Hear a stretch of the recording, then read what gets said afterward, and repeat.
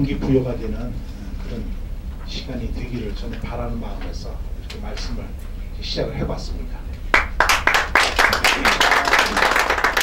두 분 정도 뭐 피드백이랄까 아니면 뭐 질문 같은 거 같이 또 네.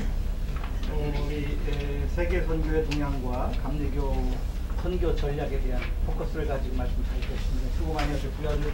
굉장히 깊이 잘 다뤄주셨는데, 특별히 그 미전도 종족에 대한 것들에 대해서 첫 번째 문제로 다루셨는데, 미전도 종족이라고 하는 게 우리가 선교 현장에서 있어 보면 알겠지만 중국, 인도네시아, 또 제가 있는 태국만 하더라도 미전도 종족이라고 하는 사람들이 몇 명 안 모여 있고요. 사실 또 가기도 힘들고 예산도 많이 들고요. 지금 이슈는 도시 선교가 많이 있지 않습니까? 그러니까 미전도 종족도 해야겠으나 도시 선교라고 하는 세계 선교의 뉴 타겟 정책에도 위반되지 않도록 함께 가야 되는, 지금 말씀하신 대로 from everywhere to everywhere라고 하는 그 기조를 잃지 않고 우리 그 새로 선교 훈련원에서 특별히 그쪽에 관심 있는 사람들에게 격려하되 전체 분위기를, 전체 감리교 선교의 분위기를 그 미전도 종족으로 끌어가지 않는 것이 더 바람직할 수도 있겠다. 왜냐하면 지금 이제 유럽 재복음화라고 하는 그런 문제도 또 우리 앞에 당면에 있습니다.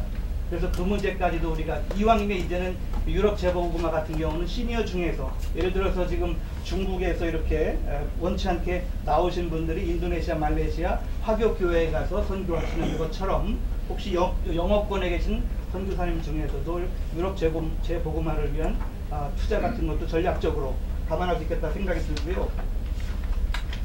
또 하나 감리교적인 선교신학 개발에 대한 말씀을 해주셨는데, 이게 어제 오늘의 문제가 아니고 모일 때마다 문제만 이야기해놓고 흩어지면 다 제각길로 가기 바쁜데, 오세관 선교사님 회장 계실 때라도 지금 우리 재정을 확보를 하든지 아니면은 우리 그 임력원 중에 교육학술부와 함께 여기서 위원회를 설치해서 차라리 몇 개의 과제를 던져주면 다음 모임이나 다음 내년 4월에까지라도 우리가 최소한 몇 개의 그 과제를 연구 과제를 가지고 그 내년 4월 달에 모임이 연회 때 그 될지 안 될지 모르겠으나 그때가 된다면 그때 발표할 시간을 주고 자료를 만들어내서 모였다가 흩어져서 그냥 끝나는 것이 아니라 실질적으로 뭔가 남겨지는 그런 것들이 여기서 결의되어지기를 좀 그렇게 바랍니다.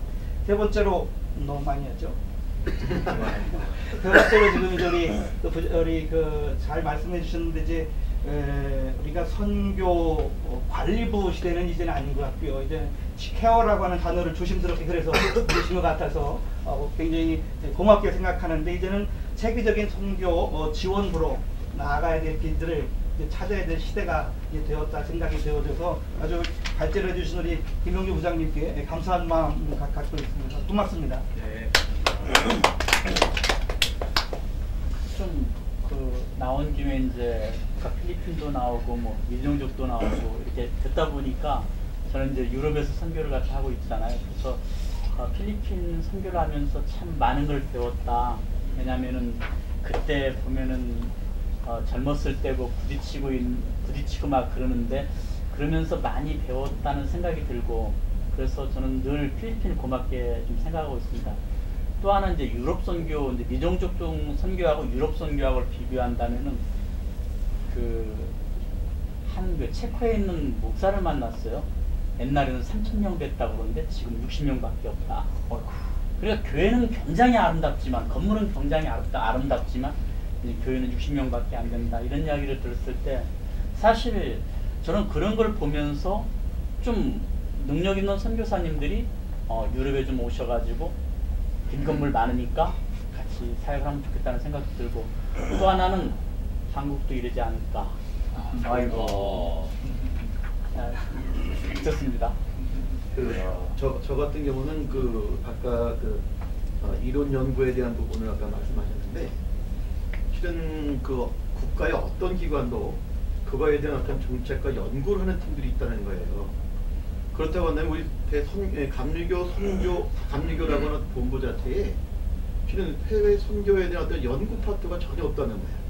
예? 현재 물론 신학교 살지는 모르겠지만 감리교의 어떤 그런 파트를 혹시 내년에 어떤 장정에 대한 어떤 부분을 다룬다고 한다면 그런 부분들도 만들어서 여기 우리 필드에 나가 있는 선교사들에게만 어떤 것을 요구하기보다는 그 본부에서 선교를 경험한 사람들이 연구 파트를 만들어서 본부에서 그래서 그분들을 중심으로 한 어떤 그 하나하나씩의 어떤 연구가 나온다고 한다면 뭐 1년에 예를 들어서 논문 하나씩만 만들어내도 5명이면 5개가 나올 거고 2명이면 2개 나올 거고 아마 2개씩 만들면 4개가 나올 거고 이렇게라도 우리가 그 본부에서 지원해서 우리 앞으로 미래는 어떻다, 이슬람 선교는 어떻다, 뭐 그 다음에 동남아 선교 어떻다 이렇게 말해줄 수 있는 그런 시스템을 만들어준다고 한다면 실은 필드에 나와 있는 사람이 현장에 나가서 수고하고 애쓰기도 바쁜데 그거에 대한 연구까지 한다고 하는 거는 제가 볼 때는 너무 돈도 없고 힘들지 않겠는가 그런 생각이 들어요. 그래서 그 본부 차원에서 그런 정책 연구 이런 실은 부장님 거기 계시지만 책 얼마나 보시겠어요? 아니잖아요. 그렇다고 한다면 그게 너무너무 절실하다는 거죠. 그래서 그거를 시스템화 시켜주는 것이 제가 볼 때는 본부에서 해주셔야 될 일이 아닌가 저는 그렇게 생각합니다. 발제자보다 더 긴 제안을 해주셨습니다. 예, 전 2가지 말씀드리겠는데 지금 김정규 김정규 선생님의 상당히 이제 우리 감리교도 이제 그런 때가 왔다고 생각하는데 오늘 그 지금 부장님이 발제한 내용을 이렇게 보면 이건 뭐 사실 웬만한 저 선교 교수 우리 감리교에서 뭐 그렇게 하지 못하는데 성미사 출신이 이렇게 논리적으로 잘 하신 거 이거 정말 큰 성과라고 하는데 지금 이제 우리가 이제 선교 이론을 우리가 다루지 못했는데 기본적으로 이게 선교사들에게 어떤 그러니까 필로소피죠. 어떤 우리가 감리교가 어떤 선교 방향으로 나갈 것인지 어떤 신앙을 가지고 할 것인지 그런 부분에 우리는 전부 다 없이 중구난방으로 사실 그런 부분에 저희가 조금 약한 부분이 있는데 물론 우리보다 앞서간 뭐 GMS나 지금 여러 뭐 GP나 모든 선교단체는 지금 아까 지금 목사님 말씀대로 그 자기네들 개간지로 뭐 또 이렇게 잡지를 만듭니다. 거기에 보면 선교사들이 좋은 글들을 계속 써서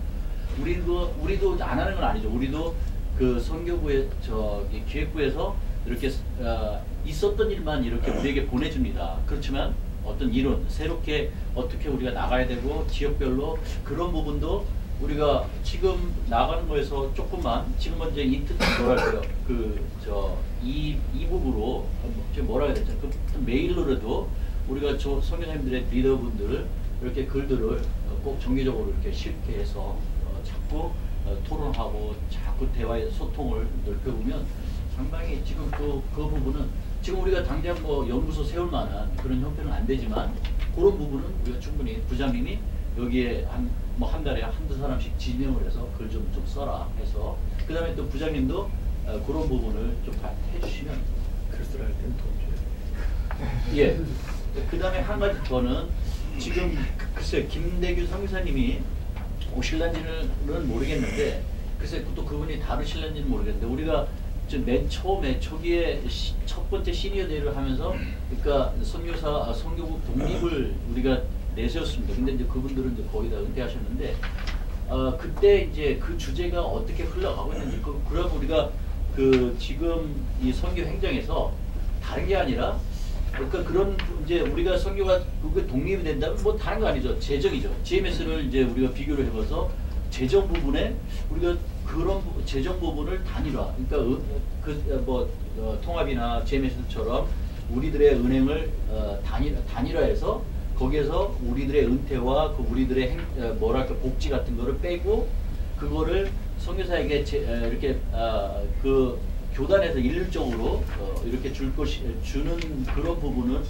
어떻게 이제 생각을 해보는지. 만약에 이제 GMS 같은 경우는 이제 선교사들이 그러니까 월급이라고 하는 뭐 선교비가 동일하잖아요. 뭐 오래된 사람이나 뭐 늦게 된 사람이나 기본적인 틀에서 받고 사회부에서 조금씩 나오고 또 아이들의 그런 거에 대해서 나는데 이랬을 경우에는 지금 우리가 그 선교사 인준이 결정적이죠. 뭐 여러분 아시다시피 GMS 애들 그거 아무나 인준을 주질 않지 않습니까? 왜냐면 복지가 들어가니까 적어도 뭐 옛날 같은 경우 토플 점수 걔네들 한 500점, 550점을 요구하고 500점을 요구하고 그러니까 대신 되면 그 교단에서 전부 그 테이크케어 할 수 있는 그런 시스템이 있는데 우리가 선교국 지금 행정적인 부분에 우리가 지금의 다 선교사들이 각자별로 이렇게 흩어져 있는데 이러다 보니까 뭐 이제 뭐 선교사님들이 잘 나가는 사람 잘 나가고 어려운 사람 상당히 어려운 상황이고 근데 그런 부분에 우리 선교국에서는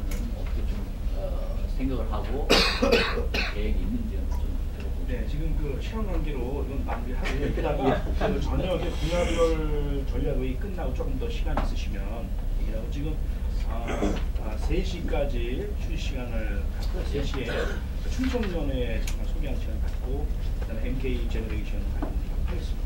네, 감사합니다. 우리 김영구 부장님.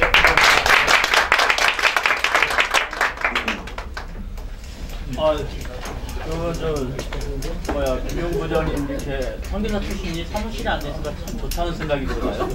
앞으로는 감독, 회장도 준비 좀